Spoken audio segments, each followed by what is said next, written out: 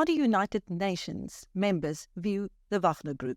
We speak to Dr. Robert Zuber, the director of the UN-based Global Action to Prevent War and Conflict. Welcome, Doctor. Thank you so much. Doctor, you were at a United Nations Security Council meeting just a couple of days ago. What happened there? Was the Wagner Group discussed? Yeah. On Friday, the Security Council met in a meeting that wasn't supposed to happen to ratify a plan for the drawdown of the UN peacekeeping force, MINUSMA, which has been operating in Mali for some time. Not only operating within Mali, doing civilian protection primarily, work with human rights monitoring and some support for the peace process, but also offering some kinds of logistical support to the G5 Sahel force, which is trying to counter terrorism in the Sahel, largely terrorism the result of mercenary activity in Libya and elsewhere. The government of Mali was there. The statements were, should we say, a little bit mournful. Mali was a particularly bloody peacekeeping operation, the highest levels of casualty of any of the UN operations. There's an event every year to mark and honor those who gave their lives in the service of peacekeeping, and MINUSMA habitually has been at the head of that list in terms of numbers of casualties, and it felt kind of. I grew up in a military family. It felt wrong to withdraw in the way in which they're having to withdraw, with the speed that they're having to withdraw. Given how much blood has been shed in that country, it's a lovely country. It's really very sad. But in terms of the Wagner Group, the question of whether or not the Wagner Group was responsible for pushing the government to make the decision that they were going to make is a really interesting question. And my own feeling, which I don't have direct data to support necessarily, is that the Wagner Group was partially responsible in as much as they were able and are able, I suppose, to promise, perhaps not deliver, but promise security to Mali without the pressure that the UN is putting on Mali to return to democratic government, to hold elections, to honor the peace agreement in all its aspects. And so it's security that Wagner is able to provide, training and all the rest of it, without the pressure. And on top of that, without the concern for human rights that UN operations, and gender parity and all the other aspects of peacekeeping operations that the UN is trying to promote. So it's an easy sell for a government that is how we say challenged to honor its obligations to peace, to elections, to good governance, to democratic process, etc., to gender parity. It's a much, just hand it over to Wagner. They recruit from prisons. They're not so terribly concerned about human rights issues. They have no gender parity to promote. They're not concerned about all this other stuff. They are tactically, reasonably proficient, but without what the government sees as the baggage of the charter and UN values and norms and the rest of it. So I think they promoted it. They promoted the shift in the sense that they basically could make a better deal for the existing government. They're not going to be pressured now by Wagner to move on any of this stuff because they now don't need to do that.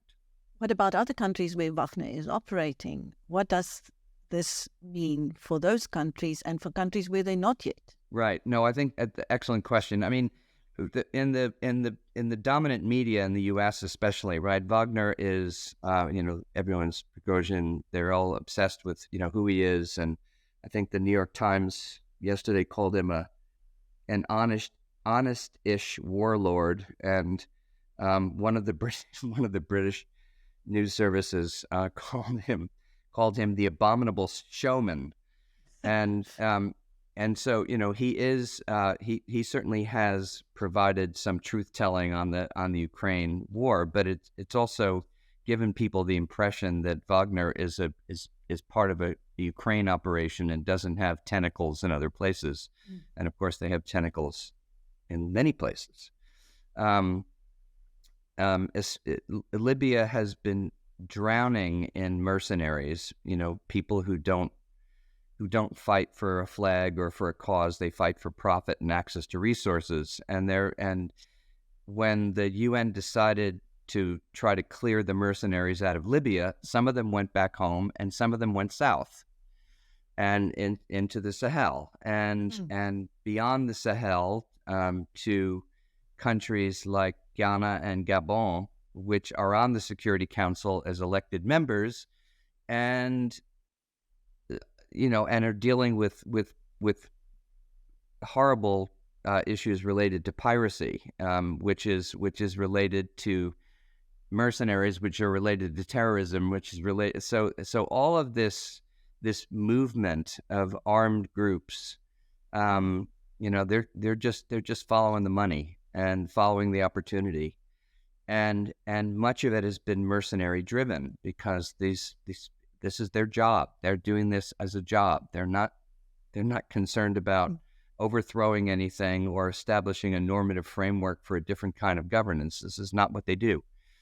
So the mercenary problem is widespread. It doesn't seem to be abating, and Wagner has been particularly influential in Mali and in Central African Republic with MINUSCA, and again, they don't subscribe to human rights norms. So their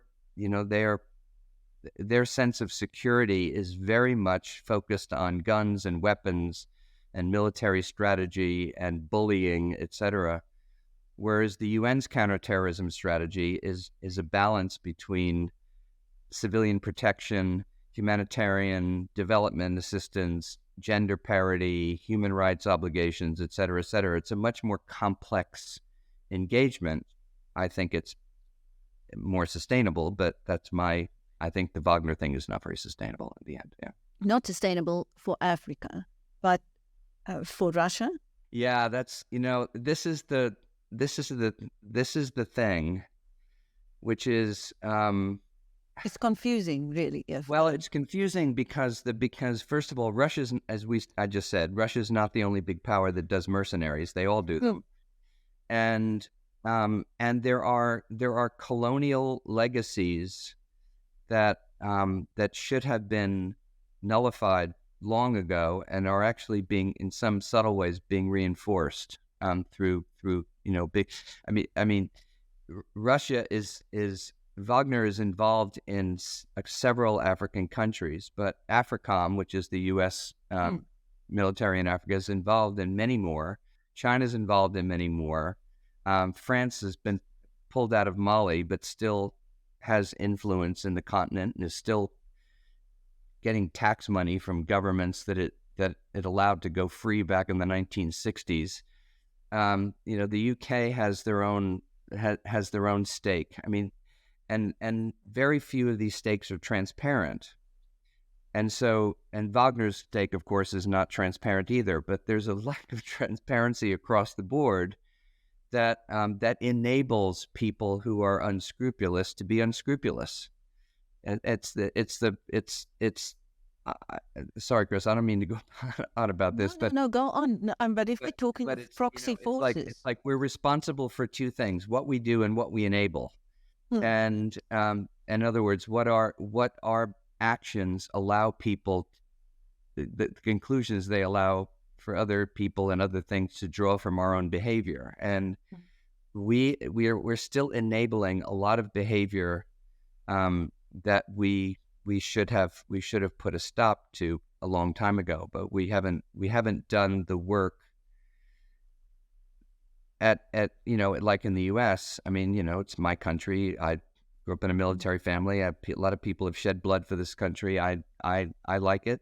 But we also, like other countries, we don't always take responsibility. We don't apologize. We don't, our job at the UN, like all the other governments, is to try to pin responsibility onto someone else and keep it away from ourselves. Well, we're all responsible for this. We all, in some small ways, these governments contributed to situations that countries like Ghana and Gabon and Mozambique and your country, and that are still paying the price for. And so here we sit with Africa at the mercy of proxy forces, and Africa is the loser. I think in the end it is, and I think that I'm hardly an Africa expert. I'm hardly an expert, period. But I've been to maybe 16 African countries, and some are governed better than others. But one of the things that happens is, the bar for good governance is really high in some of these states, right? It takes a lot of energy and a lot of trust building and a lot of sort of suspension of grievance of different ethnic groups who feel that they've been slighted over many years and want compensation or greater fairness or whatever, a bigger piece of the pie, and they want more transparency in government, and they want more transparency in terms of the relations between governments and these large powers. What are the deals and what are the consequences of the deals for them? And we've just got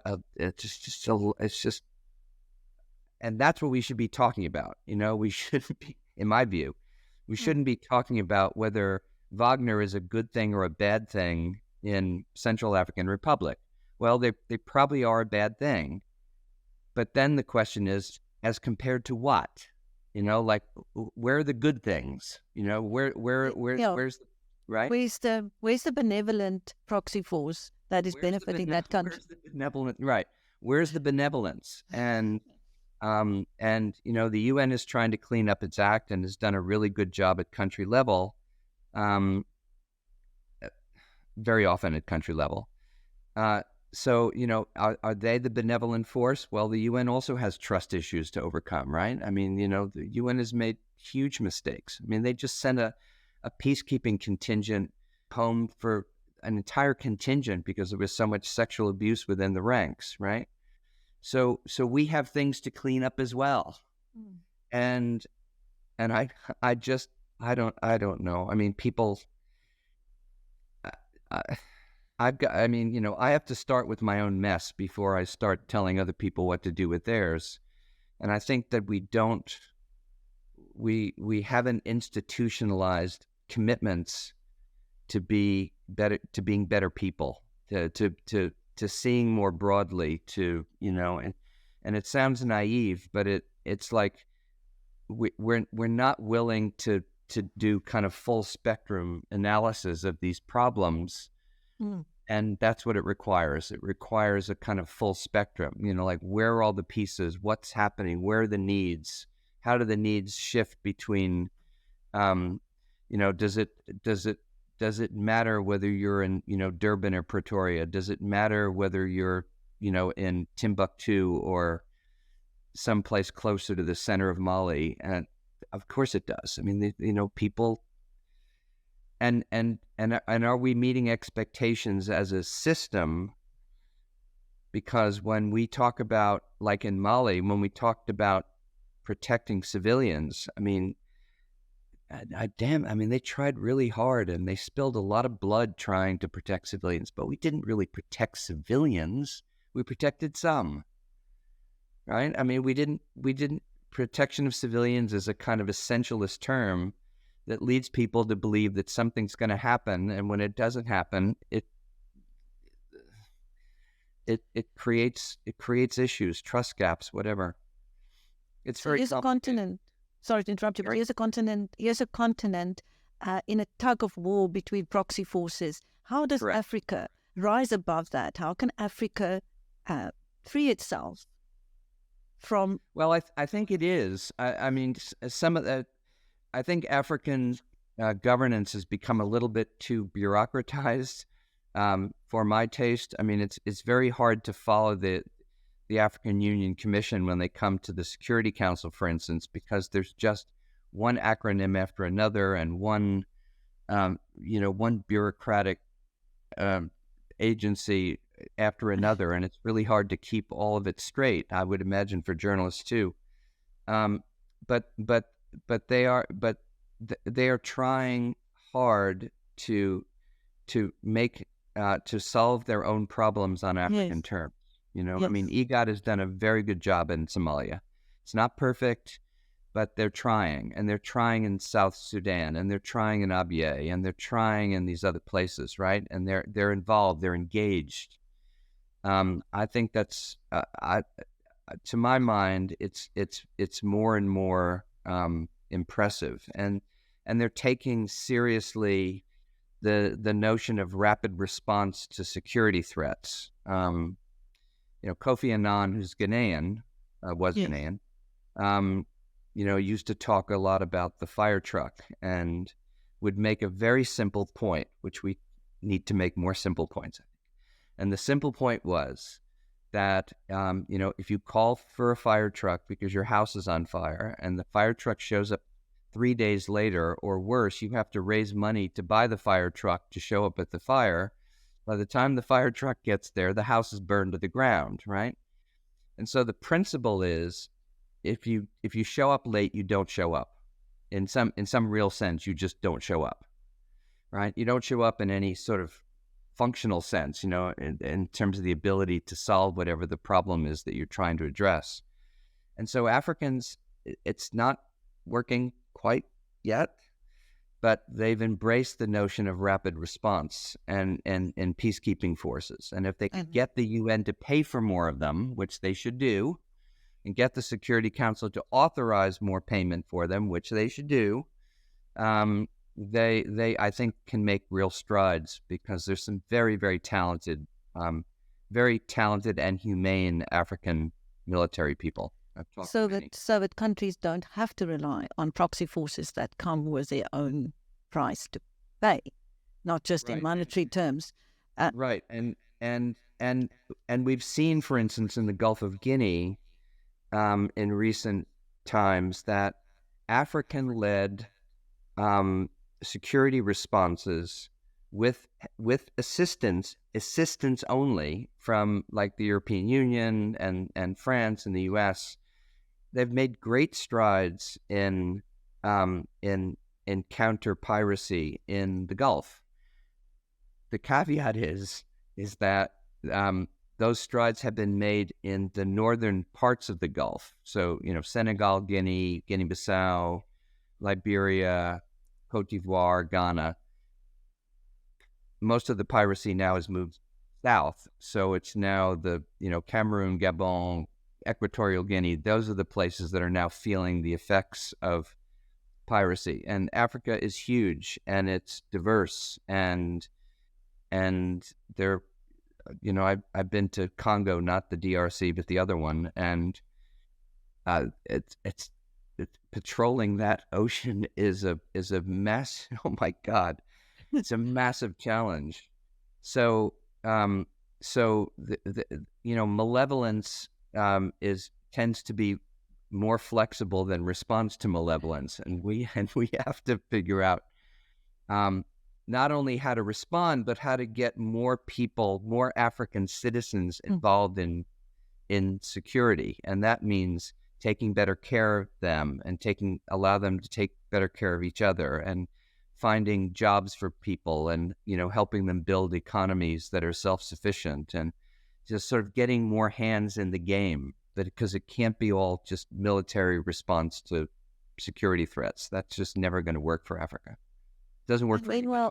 Meanwhile, countries are losing out on foreign investment. Please talk to me about the relationship between all this and the private sector. Yeah. Well, you know better than I do, much better, that the private sector, I mean, they're willing to make kind of concessions on rates of return and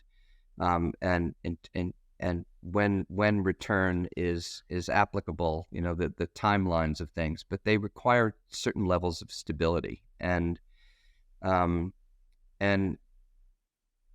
in the absence of that, have tended in the past to make their own kind of business arrangements, right? So and there's many facets of that. There's payoffs to government, there's offshore accounting, there's artisanal mining and supply chains that are not licit. And so we need part of the reason for good governance, not just in African countries, but all over in the U.S., wherever, is that it creates a predictable environment and a transparent environment for business investment, so that they're not making their own deals, so that supply chains can be cleared up, so that people know where the money is going, so that we can actually work on domestic revenue with some hope that domestic revenue is going to serve domestic interests as opposed to foreign interests. And this is the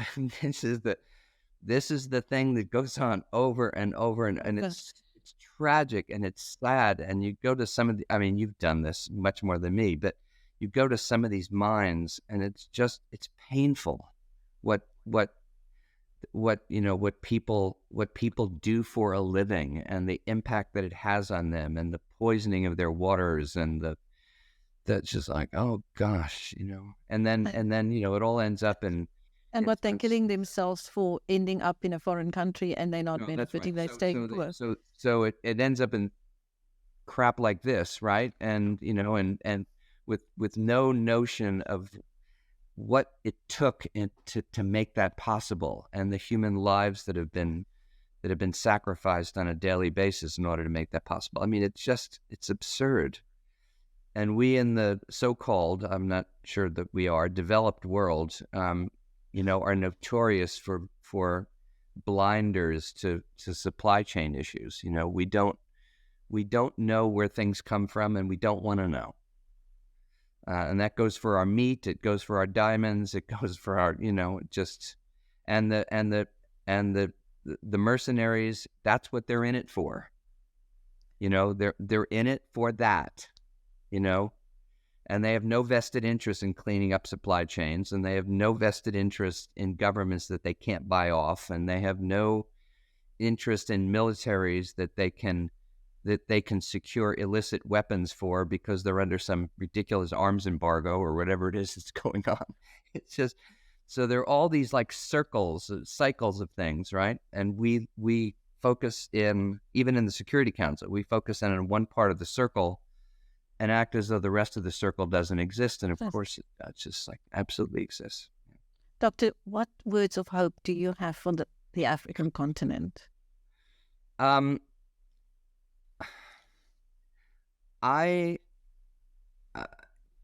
haven't been on the continent, and I think I was in, where was I? I have no idea where I was. I don't even remember. It doesn't really matter.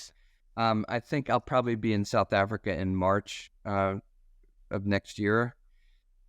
Every time I've gone to a different part of the continent, whether it's Kenya or Cameroon or Morocco or South Africa or Botswana or wherever, I honestly, and I'm not being gratuitous, I come home with the feeling that if the world were fair, I wouldn't have a job. Because these are young people. They have a lot of smarts. They've got a lot of energy. They are community situated, unlike a lot of people at the UN who are kind of, sort of, they're above it all. We're in these like large institutions that have absolutely no relationship to anything that's going on the ground. It's the classic policy bubble. And we are losing out on all of the talent that is being generated in all these places, and it's really quite extraordinary. And I've seen more of it on the African continent that I've seen elsewhere, but I've seen a lot of it in other places, in Ecuador and Thailand and wherever. And so my biggest fear is that the large powers will at some point decide that politically it's better to dig in their heels than to accept the changes that have to come, must come. And all the excuses about why it doesn't come, wow, there's not enough talent out there, there's economic nonsense. There's plenty of energy, plenty of skill, plenty of resources. This next period should really be Africa's time. And if people get out of the way and allow that to happen, and if we can put enough pressure on governments to honor their promises to constituents, and if we at the UN and the World Bank and all this other stuff can honor our own promises, which we're not necessarily doing either, I think that there's some real. I think it's possible for African societies to jump over, to jump over phases of development that the rest of the world went through and found wanting. In the same way that, many Africans jumped over landlines to cell phones directly, right? I mean, there's this leapfrogging thing that goes on. And I think that there's plenty of leapfrogging that African societies can indulge in going forward. Doctor, thank you very, very much. That was Dr. Robert Zuber, the Director of UN-based Global Action to Prevent War and Armed Conflict, talking to us about the operations of mercenaries, the Wagner Group, and other proxy forces on the African continent. Thank you.